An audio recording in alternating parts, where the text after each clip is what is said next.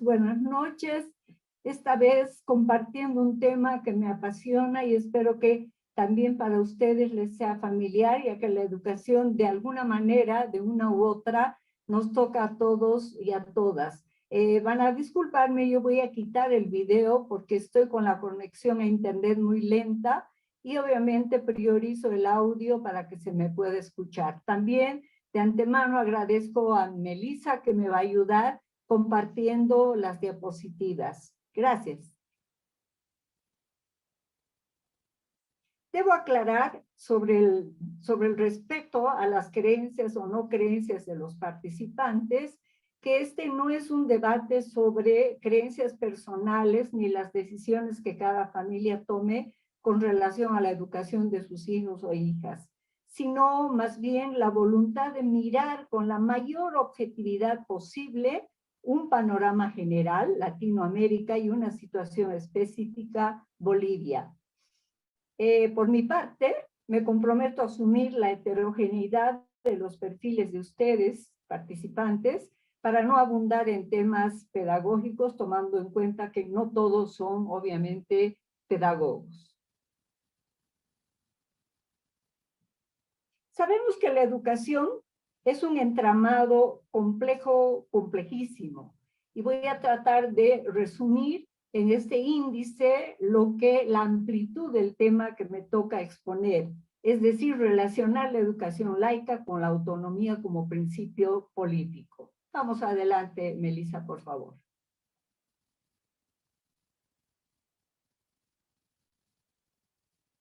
En los contenidos, una pequeñísima y corta introducción, educación laica como el tema central, la participación de las iglesias en la educación laica y transformación social, es decir, las repercusiones de la educación laica en Bolivia con referencias muy generales, perspectivas que se abren y las reflexiones que nunca van a ser finales, sino son reflexiones más bien abiertas para que cada uno y cada una de nosotras podamos seguir reflexionando sobre estos temas. Adelante, por favor. La educación es un principio filosófico, es decir, responde a un enfoque, a una interpretación del mundo. Es un concepto teórico. ¿Por qué? Porque tiene un ideario, tiene un horizonte al cual apunta.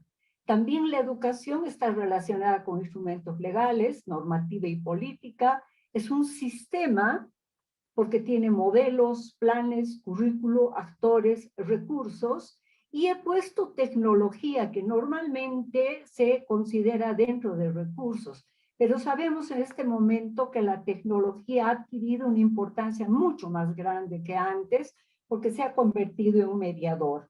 Hoy cuando hablamos de educación estamos hablando, imaginamos estudiantes y docentes conectados a un aparato portátil, a una red, donde la virtualidad de las relaciones sustituye a la vivencia en tiempo real en un mundo real. El riesgo es que no estemos creando conocimiento, desarrollando aprendizaje, sino más bien cumpliendo exigencias o llenando una cuota de participación en el caso de la educación superior. La educación, no hay duda posible, es vista como una transversal a la historia de los pueblos, las naciones y los estados, y a la que siempre se le ha dado una gran responsabilidad, aunque no se le ha otorgado necesariamente todos los mecanismos e instrumentos para que asuma esa responsabilidad. Esta afirmación da cuenta de su indiscutible importancia hoy, ayer y siempre. Vamos adelante, por favor. Siempre en la introducción vamos a tomar una estructura muy sencilla de 5 componentes que hacen a la educación en general. El tiempo, estamos hablando hoy de una sociedad del riesgo, donde la fragilidad humana se está haciendo evidente día a día. También estamos hablando de un escepticismo sobre el futuro, estamos hablando de una visión apocalíptica, y de las retrotopías, este término acuñado por Bauman, que quiere decir, me voy a aferrar al pasado. pero me voy a aferrar al pasado, recuperando solo lo bueno y olvidándome de lo malo, porque es una forma, un mecanismo de defensa de los seres humanos en general. Hablamos de territorio cuando hablamos de espacio, hablamos de habitantes y todo lo que se produce en ese hábitat.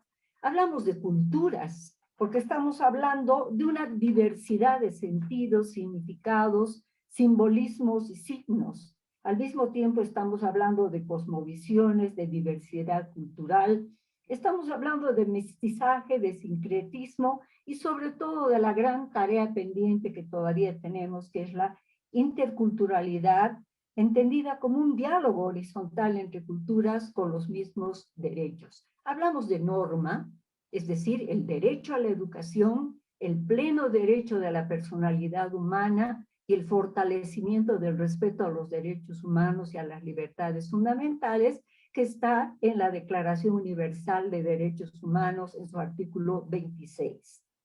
Estamos hablando también de una batalla cultural centrada en la narrativa y la imagen, hoy más que nunca, porque no es lo mismo la leyenda, la educación respeta a la diversidad sexual, que la leyenda, la educación sexual quiere convertir a los niños en homosexuales y a las niñas en lesbianas, ¿verdad? Entonces, estamos hablando también de una narrativa, estamos hablando del poder que hoy tiene la imagen. Vamos adelante. Todos están de acuerdo, más allá de la normativa y la política específica que pueda tener cualquier país, en que los principios básicos de la educación son: la educación es universal, accesible, inclusiva, transparente, democrática y de calidad. Y en lo posible, la educación debería tender a ser pública. Si estamos de acuerdo con eso, estamos de acuerdo en que la escuela es el lugar de encuentro de diversidades, que corrige las desigualdades, que enseña a pensar, es decir, en el caso nuestro, hacer, saber, hacer y decidir, que es un escenario del aprendizaje para la vida, donde preguntar, indagar, cuestionar e interpelar son el centro del aprendizaje y donde la autonomía de pensamiento y la libertad de conciencia tienen que estar presentes. Estamos hablando también de una escuela como una institución que aprende. Generalmente pensamos que la escuela es un ente monolítico que no aprende. No solo se adapta, sino se transforma, investiga, reflexiona, resignifica los conocimientos. Debemos asumir, como dice el gran Paulo Freire, un imperativo existencial e histórico, hoy y siempre. Vamos adelante, por favor. La educación laica. La crisis educativa, que ya el Banco Mundial hace un par de años nos dijo que era silenciosa en Latinoamérica, pero que en algún momento se iba a volver estridente, es hoy más que antes una amenaza al Estado laico, al principio de laicidad y, por supuesto, a la educación laica. El Estado laico garantiza un marco jurídico y político al servicio de las libertades en una sociedad plural, diversa y democrática, eso ya lo sabemos, al ser resultado de la soberanía popular y no del poder religioso. El principio de laicidad permite articulaciones con la democracia, el pluralismo político, el pluralismo religioso, la diversidad, la libertad de conciencia, como el último refugio inviolable y autónomo de las personas, y que se expresa en principios normativos. Aquello que hemos venido escuchando en anteriores sesiones, hoy vamos a tratar de relacionar con la educación laica. Adelante, por favor. El marco normativo, el principio de la educación, en el artículo 18 de la Declaración Universal de Derechos Humanos, dice que toda persona tiene derecho a la libertad de pensamiento, de conciencia y de religión. Este derecho incluye la libertad de cambiar de religión o de creencia, así como la libertad de manifestar su religión o su creencia individual y colectivamente, tanto en público como en privado, por la enseñanza, la práctica, el culto y, ojo, por la observancia. Vamos a después ver y escudriñar ese término de la observancia. Vamos adelante.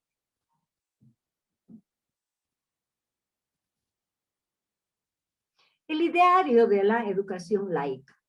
La educación laica es aquella que carece de contenido de índole religioso.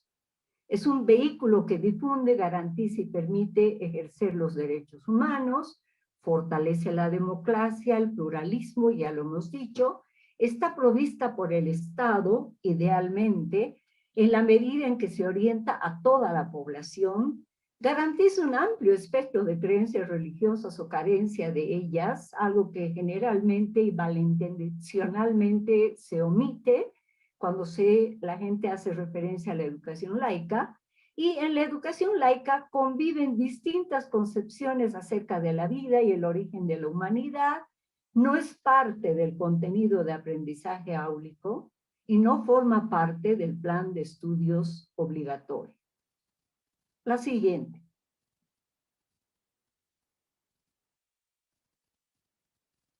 ¿Cuáles son las ventajas de la educación laica?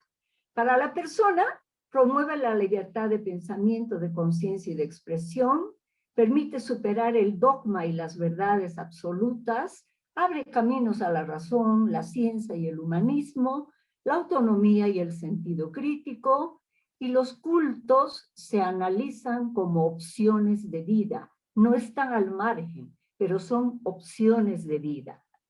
La siguiente, por favor. Para la sociedad, las ventajas: construye mínimos consensos sobre los valores y el bien común. No anula las diferencias, las asume y decide trabajar con ellas. Deconstruye el odio, esto es para mí muy importante. No lo legitima como natural. Identifica sus discursos y sus prácticas. La religión desde el Estado, de hecho, vulnera derechos ajenos, justamente por todo lo que hemos dicho hasta el momento. Y sabemos que negar un derecho es negar todos los demás. La siguiente. ¿Cuáles son las bases epistemológicas de la educación laica? Esto parece pesadito, pero es bien importante. Vamos a ver algunos aspectos. La postura filosófica y la diferencia entre una educación laica y la no laica. En el caso de laica, se distingue de cualquier tipo de tradición religiosa porque no exige pertenecer a una comunidad de creyentes, ¿verdad? En cambio, la no laica, solo si uno es miembro de una entidad religiosa y comparte un tipo específico de experiencia que depende de las razones y las convicciones religiosas, va a entender aquello. En el tema histórico, la laica no se remonta a la figura histórica de un fundador o, de modo más general, a un origen histórico preciso, sino más bien al devenir de procesos, de luchas y disensos. En cambio, la no laica son tradiciones basadas en la constante interpretación, repetitiva generalmente, de una doctrina particular, diferente de cualquier proyecto de vida ético profano. La ética y los valores, la educación laica, deriva de muchas tradiciones sociales, filosóficas y religiosas, como proteger la moral, que debe basarse en principios que no se deriven necesariamente de una sola tradición. Eso ya se nos dice en el artículo 18 de NUT. En cambio, la educación no laica, la ética y los valores derivan de una doctrina particular con exclusión de las demás, salvo diferencias que hemos visto con César Antesana y que nos abren un panorama esperanzador. Está revelada por un Dios que determina lo que es bueno y lo que es malo. En el tema de la democracia, la laica está basada en derechos humanos. En cambio, la no laica predominan las jerarquías, es decir, las estructuras jerárquicas. En el tema del conocimiento, ya nos vamos acercando mucho más a la educación, predomina la investigación científica. En cambio, en la no laica, la fe es la única fuente válida de conocimiento porque las respuestas sí están dadas. Y aquí yo no estoy relativizando la fe como una forma también de conocimiento, pero no puede ser la única. Y finalmente, en el tema de ciudadanía, la educación laica, el discurso secular no necesita traducción. Eso ocurre en muchos países donde existe un consenso político de fondo que traspasa cualquier religión. Si yo voy a un tribunal o voy a una oficina de justicia, me voy a hacer entender, porque mi lenguaje como ciudadano y mis derechos o ciudadana van a ser comprendidos. En cambio, en la base epistemológica no laica, en la esfera pública se necesita traducción para que su contenido penetre e influya en la justificación y formulación de decisiones políticamente correctas. Yo no puedo ir a argumentar a un tribunal de justicia que mi defensa está basada en que yo pertenezco a una religión determinada. Esa no puede ser una narrativa y una justificación en lo público. La siguiente, por favor. Un panorama muy general de la educación laica en Latinoamérica, sobre todo en el tema de inclusión de la asignatura de religión. Tengo un mapa también del 2015, que si alcanza el tiempo vamos a verlo al final, pero como es del 2015, esta es una información mucho más actual que nos brinda justamente una reciente investigación promovida por Católicas por el Derecho a Decidir. ¿Qué países no incluyen la religión en su currículo? Cuba, México, Paraguay y Uruguay. Las que incluyen, Costa Rica mantiene la materia de religión dentro del pensum académico con personal nombrado por la Iglesia Católica, lo que ocurría hasta hace poco en Bolivia, cuando habían normales católicas, ¿verdad? En realidad una católica y otra adventista en Cochabamba, y los profesores eran formados allá. También incluyen, pero de manera optativa, Colombia, Perú y República Dominicana. Brasil tiene una característica especial porque la incluye, pero de manera reglamentada y además sujeta ya a las decisiones de cada uno de sus estados.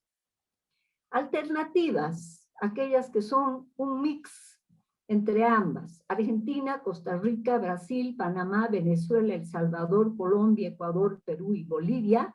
¿Por qué? Porque en estos países hay que diferenciar lo que es educación religiosa, el aprendizaje de o sobre la religión como un hecho histórico, filosófico, antropológico, de la instrucción religiosa, el aprendizaje de la práctica ritual u otras manifestaciones que ocurren en entidades privadas confesionales. No podemos hacer esa afirmación en Bolivia porque sabemos que estamos en una situación intermedia y todavía no definida, lamentablemente. La siguiente, por favor. Un tema importante: iglesias y educación. No podemos dejar de hablar de la influencia y el poder y la injerencia de las iglesias, y en este caso hablo en general, aunque de manera precisa en la historia de Bolivia y de Latinoamérica es la Iglesia Católica la que ha tenido una relación más directa, más fuerte y con mayor poder de decisión en el ámbito educativo. ¿Por qué? Porque la educación es un escenario privilegiado de las estructuras jerárquicas. Ese es uno de los principales vínculos con las iglesias, porque reproduce una estructura jerárquica. Hay una reafirmación también de la cultura patriarcal. Sabemos los 4 estamentos de la cultura patriarcal son el Estado, la escuela, la familia y la iglesia. ¿Y por qué? ¿Por qué? Porque el pensamiento libre es un peligro para el poder. Tenemos instituciones heredadas de la colonia y con barnices, digamos, en la modernidad, pero que no han cambiado sustancialmente sus horizontes y sus formas de actuación social, y menos en la educación. ¿Cuáles son los mecanismos? En general, el control del cuerpo, el miedo, la incertidumbre, la culpa, Por ello, la resistencia a abordar los derechos humanos sin sesgos y sobre todo los derechos sexuales y de los derechos reproductivos.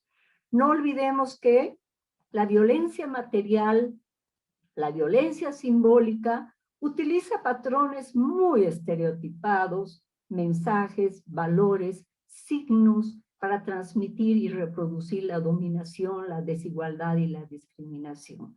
Y todos los mensajes, los valores y signos que circulan y que son contenido, no solamente curricular, sino que están presentes en el aula, en las relaciones, en los símbolos que existen todavía en nuestras escuelas, justamente son una verificación, pero indudable, de esto que se afirma.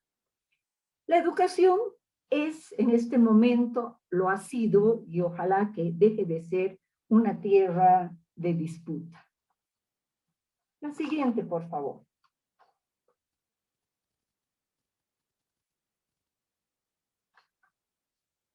La educación laica como piedra angular de la transformación social.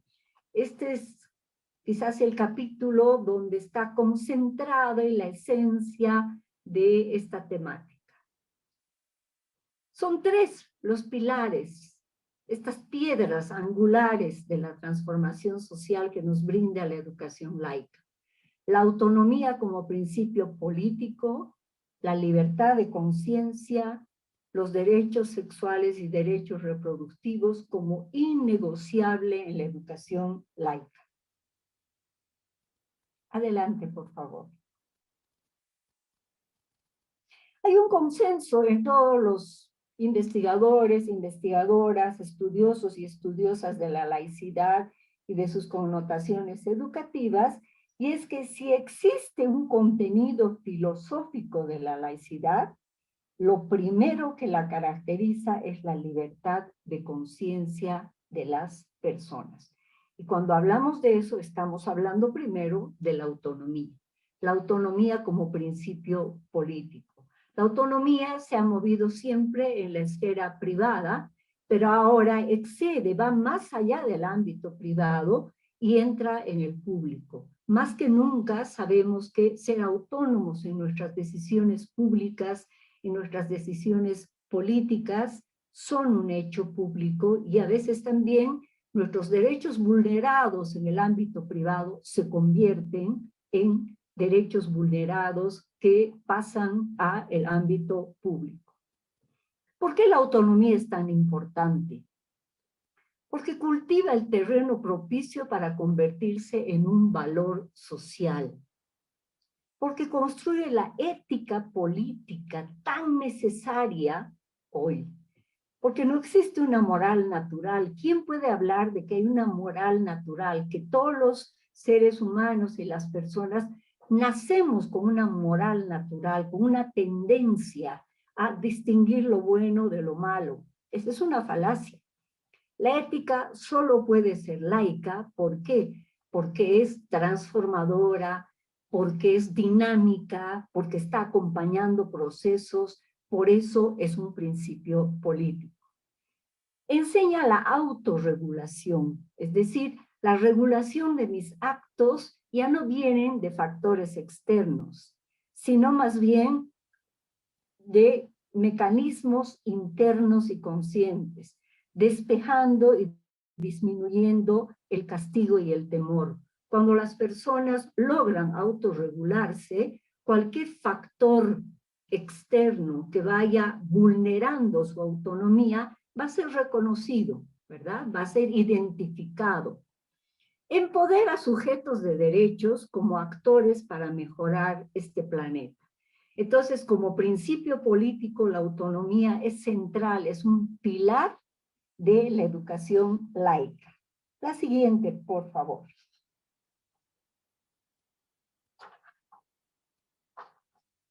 La libertad de conciencia. Ya lo decíamos que hay un consenso total en que la libertad de conciencia es el centro y el interés primordial de la laicidad y por ende de una educación laica. La libertad de conciencia es un derecho humano fundamental que nos permite pensar y actuar con base en nuestras creencias. El reconocimiento de la libertad de conciencia se funda en el reconocimiento mismo del ser humano como ser racional y autónomo. Sus bases: toda persona tiene derecho a la libertad de pensamiento, de conciencia y de religión. También está en la Declaración Universal de los Derechos Humanos, en su artículo 18. Hay que reconocer aquí, en la libertad de conciencia, dos dimensiones. Una dimensión subjetiva en cuanto a su ejercicio, pero también una dimensión objetiva política como principio organizativo del Estado. En el plan internacional, perdón, por favor, todavía no pasamos a esta, vámonos a la anterior. Sí, en el artículo 18 se incluye, además de otras pautas, una en el inciso E, que para mí es importante y se relaciona con la libertad de conciencia, que es la de enseñar la religión o las convicciones, ojo, en lugares aptos para esos fines. Eso ya nos da una pauta importantísima. También implica la libertad de conciencia limitaciones cuando se recurre a ella como justificación de prácticas discriminatorias o perjudiciales. Y sabemos, por ejemplo, que la objeción de conciencia, si no está reglamentada y si no está sujeta realmente a mecanismos de regulación, puede convertirse en un atentado directo a la libertad de conciencia. Ahora sí, la siguiente, por favor. La educación integral para la sexualidad es como mínimo innegociable en la educación laica. Sabemos que el sistema educativo es una copia de la estructura jerárquica, ya lo hemos dicho, también del sistema de género, de las concepciones sobre la sexualidad y aquella naturalización de la norma. Las personas han desaparecido de la formación del conocimiento y esto se relaciona con la autonomía moral del individuo. Por eso la educación nos introduce a la normalidad y a no a convivir con lo diferente. El derecho a una educación integral para la sexualidad es requisito para ejercer el derecho a decidir y está atravesado por múltiples reivindicaciones pendientes en nuestro país. Solamente pongo un ejemplo que nos ha conmocionado a todos y todas: el principio de la pandemia en la cuarentena. Y ha sido varios casos, pero sobre todo el caso de la niña Esther en el Alto, de 9 años, y la niña Abigail en Cochabamba, de 6 años. Una de las causas, sabemos, de la violencia es que los niños y las niñas, los adolescentes, los jóvenes y las jóvenes, no tienen estatus de ciudadanía plena para el ejercicio de sus derechos. Se cree que ellos no tienen aún la capacidad para ser considerados miembros de una familia que aporta las decisiones conjuntas. Y ahí están los llamados usos y costumbres culturales que han restado estos derechos y continúan reproduciendo la naturalización de la violencia contra los niños y niñas. Sabemos que si estas niñas hubiesen conocido sus derechos, que la escuela las hubiese orientado, se hubiesen abierto más posibilidades para el autocuidado, la alerta, la denuncia oportuna, la comprensión de la diferencia entre lo permisible y lo que no se debe permitir con relación a sus cuerpos. No ser mirados, tocados y menos penetrados. Entonces, eso también ha actuado mucho con el silencio cómplice de las familias, más bien que en estos casos hay también activación de redes y estrategias sociales que han permitido y han exigido justicia para ellas. En el tema de la educación integral para la sexualidad, el marco legal y normativo, el artículo 38 de la Ley de la Juventud, número 3442, y la ley número 548 del Código Niña, Niño y Adolescente, hablan del derecho a la educación sexual. Pero lamentablemente la presencia e influencia de las iglesias crean resistencias y se camuflan. Cambian el nombre de las materias, pero no cambia el contenido. También lo que decíamos, los mitos y estereotipos sociales y culturales, y por eso es necesario cuestionar y replantear las categorías coloniales, el análisis del patriarcado, los roles de género y la violencia sobre los cuerpos. La siguiente, por favor. La educación laica en Bolivia. Muy rápidamente, las relaciones de Estado e Iglesia, vamos a poner solo 3 pautas. Sabemos que nuestra primera constitución, la de 1826, le otorgó en su redacción a la Iglesia Católica Romana como oficial con exclusión de todas las demás. Las constituciones de 1967, la del 94 y 2004, todavía proclaman la religión católica como oficial, pero incluyendo la tolerancia y abriendo otras creencias. Es recién a partir de la Constitución Política del Estado vigente, 2009, donde se promulga que en su artículo 4, el establecimiento por primera vez en la historia de la independencia del Estado respecto de las religiones. Lo lamentable es que se relaciona la laicidad, pero no se la explicita en otras leyes que hacen a los derechos humanos ganados por sectores de la población. Pautas en la educación, la reciente, la ley 1565 del 94, legitima la hegemonía de la educación religiosa católica y solamente hace un cambio, y en vez de llamarse materia de religión, se llama religión ética y moral.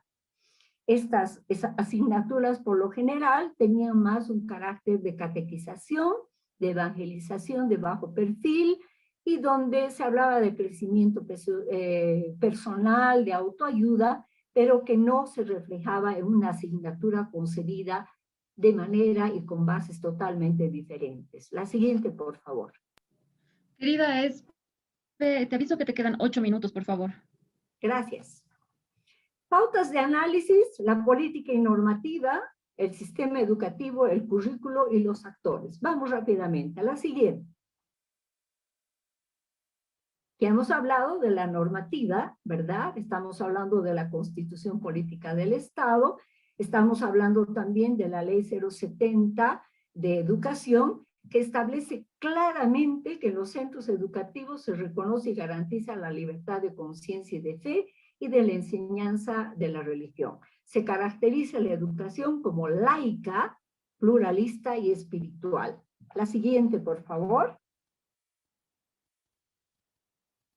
No voy a entrar en el sistema educativo plurinacional porque nuestro análisis se va a concentrar en el subsistema de educación regular. Pasamos.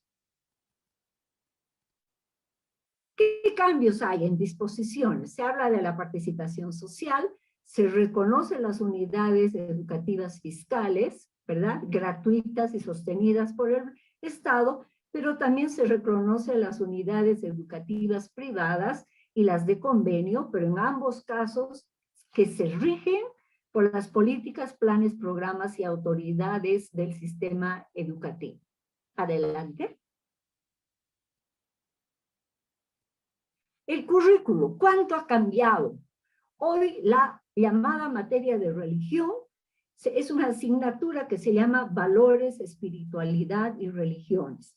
Está en un área, junto con cosmovisiones, filosofía y psicología, en un campo de saberes de cosmo y pensamiento. Estamos hablando básicamente de estos cambios en el nivel de la educación regular secundaria.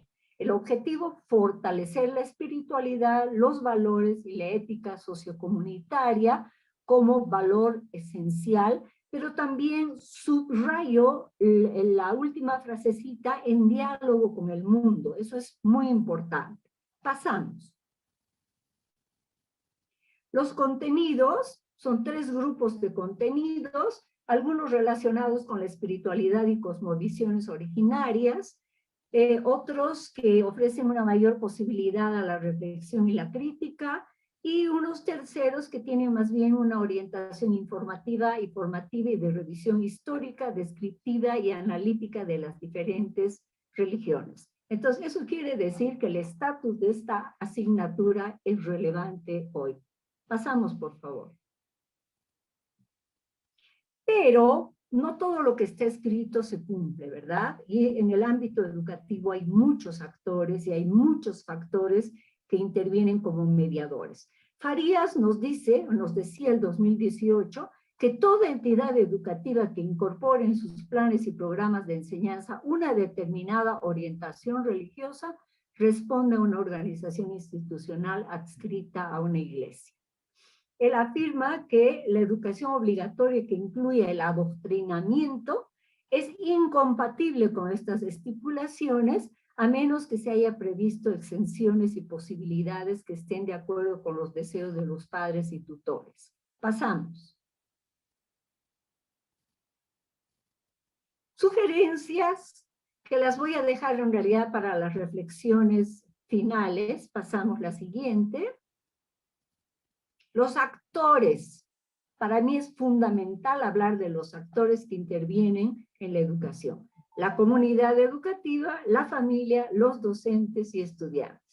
Hablamos de la comunidad educativa y estamos hablando de los valores en la educación que tienen sentido en la medida que esos mismos valores de los que se hablan en el aula tienen una repercusión en el ámbito social y sabemos que eso no existe. La familia elige la educación que considera más apropiada, aunque eso es relativo. A veces la familia escoge porque no le queda otra oportunidad, porque entrar a un colegio tiene demasiados requisitos y el tema económico también es central. Los docentes tienen un rol mediador importantísimo, sobre todo el no ser dogmático, justificar cualquier argumento con bases científicas, la reflexividad pedagógica, el que todas sus acciones sean guiadas por los derechos humanos, ya que la fe de un estudiante es un tema confidencial. Y finalmente el centro, los estudiantes, el presente, el futuro, el horizonte y el sentido de la educación, en este caso formal, son los niños, las niñas, las adolescentes y los jóvenes. Pasamos, por favor. La familia. No puedo dejar de hablar de los riesgos que implica las decisiones de las familias. La patria potestad, que todavía está presente, aunque es un concepto arcaico, que se entendía como un derecho total sobre el hijo o la hija, es de propiedad total de la familia. Y así se ha justificado la mutilación genital en algunos países y en algunas culturas y religiones, la circuncisión o la oposición a la transfusión de sangre. Hoy se habla mucho, sobre todo en Europa y en España, del PIN parental, que es una exigencia fundamentalista que pretende como derecho de las familias que tengan información previa y autorización para que sus hijos e hijas asistan a ciertas materias. Generalmente la materia que está, digamos, ahí en color rojo es educación sexual y la diversidad afectivo-sexual. El PIN parental no puede ser exigido a una escuela pública, ni tampoco a la de convenio, porque ambas están siendo financiadas por el erario nacional. Los niños, las niñas, los adolescentes y adolescentes no pertenecen a las familias ni al Estado. Son considerados únicos y libres y se pertenecen a sí mismos, a sí mismos. La patria potestad debe tener límites sin que eso signifique restar la importancia de la familia en la vida de las personas. Adelante, por favor, creo que me quedan pocos minutos. Perspectivas. Subrayo la ética laica. Miremos la ética laica como pensar lo común. Y cuando hablamos de la ética laica, estamos hablando de los valores que son constructos sociales, resultado de una acumulación humana en convivencia, y no son solo atributo de las religiones o de las iglesias, ¿verdad? Solo así se han conseguido derechos. Proponer una ética que permita a los estudiantes hacer frente a la disparidad entre los valores que se predican en el entorno escolar y los valores que se practican en la realidad social. Los valores cívicos, pero no entendidos como un patrioterismo, sino más bien pensar en esos ciudadanos y ciudadanas planetarios, planetarias, en la que puede abordarse cuestiones que van desde cómo erradicar el acoso escolar, cómo afrontar la violencia de género o cómo sumarse a los empeños contra el cambio climático. Y hay muchísimas organizaciones de jóvenes que ya nos están dando lecciones importantes de una nueva mirada de estos valores llamados anticívicos. La fundamentación filosófica del laicismo tiene que estar vinculado a la enseñanza del hecho religioso. Fundamentación. Los derechos humanos, por supuesto. Para la educación laica se considera importante la implementación estructurada de una educación en derechos humanos, que permita reconocer a la religión como un instrumento en muchos casos de dominación a través de prácticas discriminatorias y fundamentalistas atentatorias de los derechos humanos. Estos son postulados de este libro que ha sido editado por Católicas por el Derecho a Decidir el 2020. Mi última lámina, por favor. Reflexiones finales. El eje de la laicidad no es la libertad religiosa únicamente, sino la libertad de conciencia, porque esta nos permite ejercer todos los demás derechos. Necesitamos colocar en el debate la Declaración Constitucional, el artículo 4, y sus relaciones con la educación laica. La laicidad del Estado no puede ser parcelable, buena en algunos casos, reprochable en otras y totalmente obviada en otros casos, ¿verdad? La condición de privado no exime, en el caso de los colegios privados o de convenio, el cumplimiento de criterios, valores y consensos comunes que se deben respetar en cualquier situación. Impartir una educación laica no solo es un logro de la modernidad, es un deber ciudadano, defenderla de quienes a través de iniciativas de leyes y políticas públicas y normativa intentan hacernos retroceder en materia de derechos humanos. Lamentablemente, el paulatino descenso de la calidad de la educación pública, porque hace años que no se la evalúa, se convierte en el principal riesgo para la pervivencia de los principios laicos sustentados en el marco legal, pero que cada vez están más débiles, no solamente en Bolivia, sino en muchos países que han llevado la bandera de la educación laica, caso Uruguay o caso México. Evaluar los resultados desde la percepción de los actores de la educación para medir la eficiencia de los contenidos. ¿Qué piensan los adolescentes, las adolescentes? ¿Hasta qué punto esta nueva asignatura está aportando en su vida? ¿Hasta qué punto esta asignatura les permite resolver los dilemas y debates que tienen cada día en sus vidas? Por eso que la regulación pública no solo tiene que intervenir en el diseño del marco y las reglas del juego, sino que tiene que ser capaz de establecer el seguimiento, control y ajuste, porque si no se corre el riesgo de que la bondad de los objetivos y medios puedan quedar en nada. ¿Eso qué quiere decir? Que tanto los colegios de convenio como los colegios privados deben seguir las nociones básicas establecidas en la normativa de nuestro país. Con esto cierro, les agradezco muchísimo. Si todavía hubiera en algún momento alguna pregunta, voy a compartir algunos criterios y algunos estudios que se han hecho sobre percepciones de adolescentes y de jóvenes. Ahora sí, interesadísima yo en escucharles, puesto que este es un tema que ojalá que no solamente me apasiona a mí, sino a todos y a todas que están presentes en esta sesión. Muchísimas gracias.